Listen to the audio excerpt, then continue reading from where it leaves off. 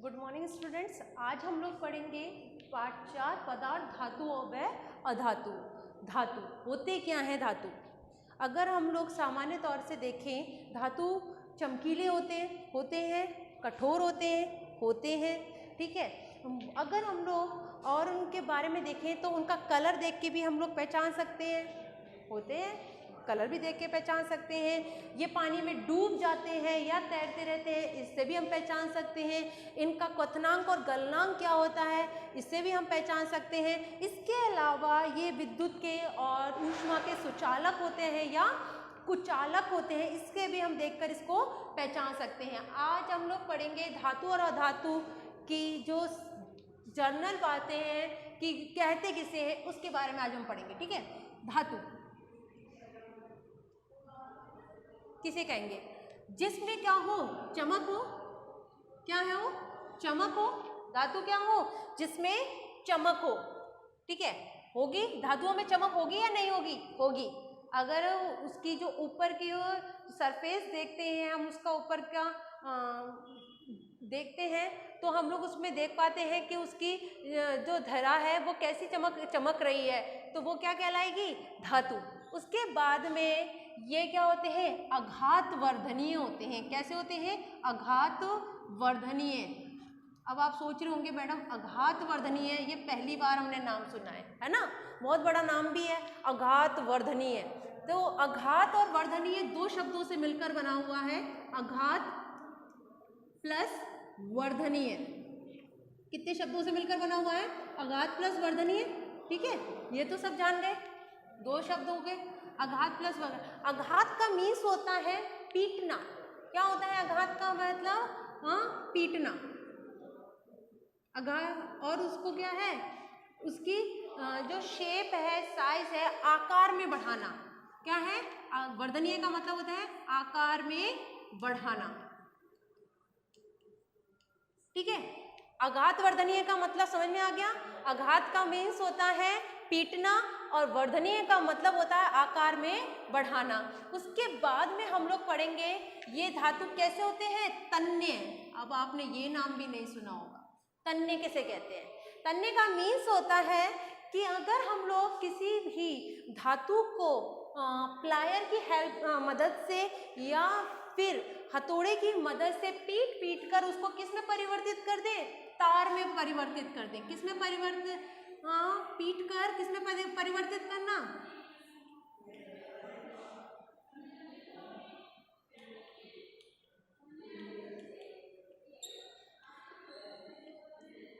परिवर्तित करना, ठीक है। तो धातु के क्या हुआ, अगर हम लोग इसे जर्नली देखें तो उनमें चमक भी होती है, आघात वर्धनीय भी होते हैं। हाँ, हम लोग उसको बदल सकते हैं ना भाई, पीट कर भी उसको बदल सकते हैं, तन्य भी होते हैं। इसके अलावा क्या होता है, उनका गलनांक और क्वथनांक। क्या होता है?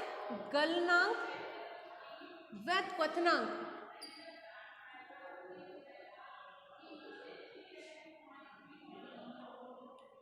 क्या होता है? बहुत अधिक होता है। क्या होता है?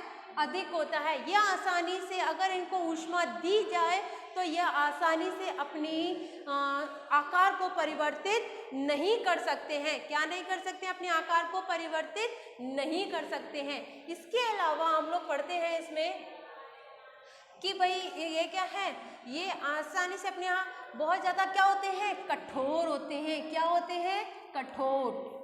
क्या होते हैं? कठोर होते हैं, नहीं होते हैं। अगर आप लोग देखो उनको, अगर हम लोग हाथ से दबाते हैं तो ये क्या अपने आप को अपने आकार में परिवर्तित हो जाते हैं? नहीं, जैसे कि तैसे ही हमेशा रहते हैं। उसके बाद है इनके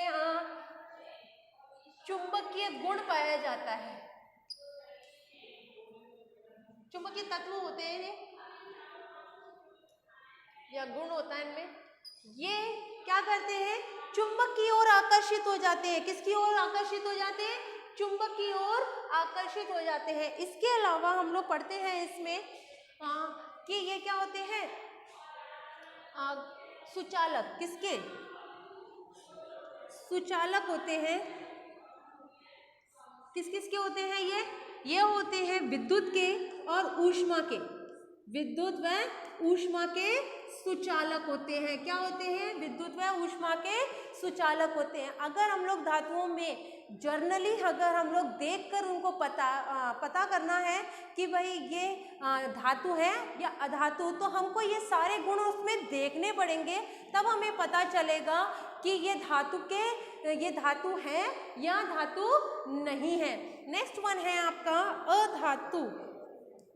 नेक्स्ट वन है आपका अधातु। अधातु क्या होती है? चमकहीन होते हैं। क्या होते हैं? चमकहीन होते हैं। क्या होते हैं? चमकहीन। इनमें किसी भी प्रकार की चमक नहीं पाई जाती है। क्या है? चमक नहीं पाई जाती है। इनका आकार बदला नहीं जा सकता है। इनका आकार बदला नहीं जा सकता है किसी भी प्रकार से।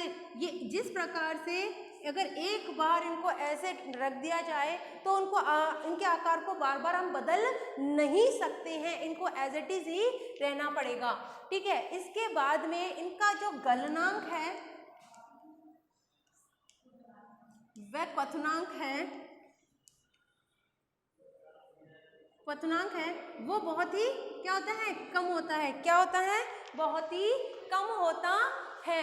ये कठोर नहीं होते हैं। ये कैसे होते हैं? मृदु। क्या होते हैं?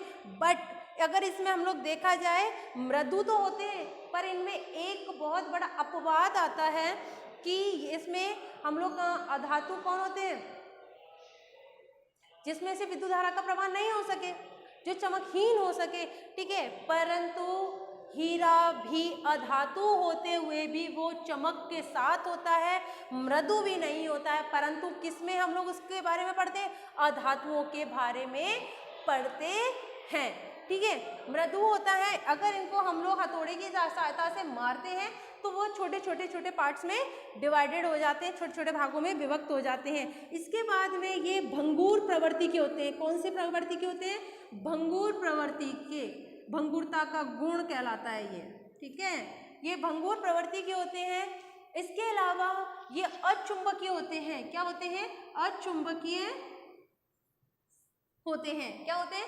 अचुंबकीय होते हैं। तो इस प्रकार हम लोग जर्नली हम लोग देखकर हम लोग बता सकते हैं कि अधातु और धातु कैसे कैसे होते हैं। इनको किस तरह से हम लोग अपने भागों में अलग अलग हम लोग इनको देखकर सामान्य रूप से अलग अलग कर सकते हैं।